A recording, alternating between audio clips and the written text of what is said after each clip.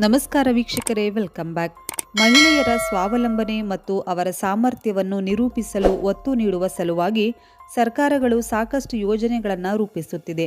ಹೆಣ್ಣು ಮಕ್ಕಳ ಸ್ವಾವಲಂಬನೆಗೆ ಒತ್ತು ನೀಡುವ ಉದ್ದೇಶದಿಂದ ರಾಜ್ಯ ಸರ್ಕಾರ ಹಾಗೂ ಕೇಂದ್ರ ಸರ್ಕಾರದಿಂದ ಹಲವಾರು ಯೋಜನೆಗಳನ್ನು ಈಗಾಗಲೇ ಜಾರಿ ಮಾಡಿದ್ದು, ಆ ಹಲವು ಯೋಜನೆಗಳಲ್ಲಿಯೇ ಪ್ರಮುಖ ಯೋಜನೆಯಾದ ಉದ್ಯೋಗಿನಿ ಯೋಜನೆಯಡಿಯಲ್ಲಿ ಇದೀಗ ಮಹಿಳೆಯರು ಸುಲಭವಾಗಿ 3 ಲಕ್ಷ ರೂಪಾಯಿ ಹಣ ಸಹಾಯಧನವನ್ನು ಪಡೆಯಬಹುದು.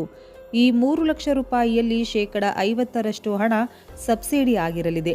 ಹೌದು, ಈ ಯೋಜನೆಯ ಪ್ರಮುಖ ಉದ್ದೇಶ ಏನೆಂದರೆ ಮಹಿಳೆಯರು ಆರ್ಥಿಕವಾಗಿ ಹಾಗೂ ಸಾಮಾಜಿಕವಾಗಿ ಅಭಿವೃದ್ಧಿ ಹೊಂದುವುದು ಅಷ್ಟೇ ಅಲ್ಲದೆ ಸ್ವಂತ ಉದ್ಯಮಕ್ಕೆ ಬೆಂಬಲ ನೀಡುವುದು ಪ್ರಮುಖ ಉದ್ದೇಶವಾಗಿದೆ.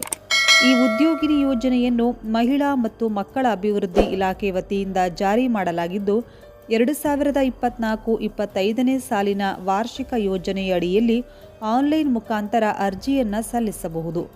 ಈ ಯೋಜನೆಯಲ್ಲಿ ಪರಿಶಿಷ್ಟ ಜಾತಿ, ಪರಿಶಿಷ್ಟ ಪಂಗಡದ ಮಹಿಳೆಯರು, ಹಿಂದುಳಿದ ವರ್ಗಕ್ಕೆ ಸೇರಿದ ಮಹಿಳೆಯರು, ಒಬಿಸಿ ಸೇರಿದಂತೆ ಸಾಮಾನ್ಯ ವರ್ಗದವರು, ಅಲ್ಪಸಂಖ್ಯಾತರು ಹಾಗೂ ಪ್ರತಿಯೊಬ್ಬರು ಎಲ್ಲ ವರ್ಗದವರು ಕೂಡ ಅರ್ಜಿಯನ್ನು ಸಲ್ಲಿಸಬಹುದು.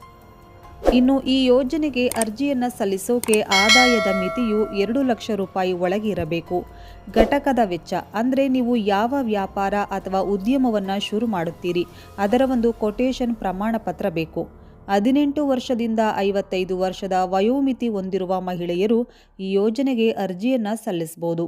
ಈ ಯೋಜನೆಯಡಿಯಲ್ಲಿ ಯಾವ ಉದ್ಯಮ ಅಂದರೆ ವ್ಯಾಪಾರವನ್ನು ಆರಂಭಿಸಲು ಸಾಲ ನೀಡಲಾಗುತ್ತಿದೆ ಅಂದರೆ ನರ್ಸರಿ ತೆರೆಯಲು, ಮಸಾಲೆ ಮಾಡಲು, ಬೆಡ್ಶೀಟ್ ಮತ್ತು ಹೊದಿಕೆಗಳನ್ನು ತಯಾರಿಸಲು, ಪಡಿತರ ಅಂಗಡಿಗಳನ್ನು ತೆರೆಯಲು, ಬಳೆಗಳನ್ನು ಮಾರಲು, ಕಾಫಿ ಅಥವಾ ಚಹಾ ಮಾಡಲು, ಹೋಟೆಲ್ ಆಗಿರಬಹುದು, ಉಡುಗೊರೆ ಅಂಗಡಿ, ಬ್ಯೂಟಿ ಪಾರ್ಲರ್ ತೆರೆಯಲು, ಫೋಟೋ ಸ್ಟುಡಿಯೋ, ಗಿರವಿ ಅಂಗಡಿ, ಪುಸ್ತಕ ಬೈಂಡಿಂಗ್, ಪ್ಲಾಸ್ಟಿಕ್ ವಸ್ತುಗಳ ಅಂಗಡಿ, ಐಸ್ ಕ್ರೀಮ್ ಅಂಗಡಿ, ಮಡಿಕೆ ಅಂಗಡಿ, ಡೈರಿ ಅಥವಾ ಕೋಳಿ ಸಾಕಣೆ, ಗೃಹ ಉಪಯೋಗಿ ವಸ್ತುಗಳ ಅಂಗಡಿ, ಕಬ್ಬಿನ ವ್ಯಾಪಾರಿ, ಹತ್ತಿ ದಾರ ತಯಾರಿಸುವುದು, ಹೂಗಳ ಅಂಗಡಿ, ಹೀಗೆ ಹಲವಾರು ಬಗೆಯ ಬೇಕರಿ ಆಗಿರಬಹುದು, ಕರಕುಶಲ ವ್ಯಾಪಾರ ಸೇರಿದಂತೆ ವಿಭಿನ್ನ ಬಗೆಯ ವ್ಯಾಪಾರವನ್ನು ಶುರು ಮಾಡುವುದಕ್ಕೆ ಇದೀಗ ಈ ಯೋಜನೆಯನ್ನು ಜಾರಿ ಮಾಡಲಾಗಿದೆ.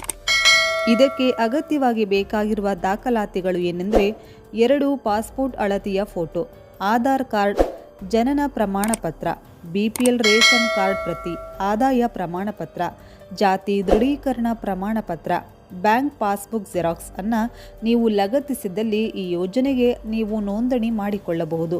ಇನ್ನು ವೀಕ್ಷಕರೇ, ಕೊನೆಯದಾಗಿ ಎಲ್ಲಿ ಅರ್ಜಿಯನ್ನು ಸಲ್ಲಿಸೋದು ಅಂದರೆ ಎಲ್ಲಿ ನೋಂದಣಿ ಮಾಡಿಕೊಳ್ಳುವುದೆಂದರೆ ಅರ್ಹ ಎಲ್ಲ ಅಭ್ಯರ್ಥಿಗಳು ಈ ಮೇಲಿನ ಎಲ್ಲ ದಾಖಲಾತಿಗಳನ್ನು ತೆಗೆದುಕೊಂಡು ನಿಮ್ಮ ಹತ್ತಿರದ ಬಾಪೂಜಿ ಸೇವಾ ಕೇಂದ್ರ, ಗ್ರಾಮ 1, ಕರ್ನಾಟಕ 1, ಬೆಂಗಳೂರು 1 ಅಥವಾ ಇತರೆ ಯಾವುದೇ CSC ಸೆಂಟರ್ಗೆ ಭೇಟಿ ಮಾಡಿ ಆನ್ಲೈನ್ ಅರ್ಜಿಯನ್ನು ಸಲ್ಲಿಸಬಹುದು.